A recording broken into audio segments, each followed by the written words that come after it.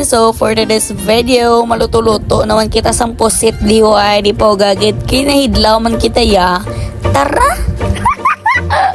So first, mantika. Second, bombay. Third, ahos. Fourth, luya. Sama-sama hunday ah. Ay, ang bota, basta ang budunday kung sariin wipe ako ng butang sang tubig dun ha, amo ng tubig sang pusit, kung sariin, kung magluto ka, dapat hindi ka magsabaw anay, basi kung magabot ka lumapaw. Anti sa dubo ang imo nga lutuon, di po ka nagsabaw tas na. Tapos syempre, timpla-timplahan mo dun siya kung ano gusto mo nga lasa. Basi kung igo ka nagtilaw, gibakit mo lang tasa. Pag tilaw mo sa naiya, di po ka, malayo kita na sa dagat ha.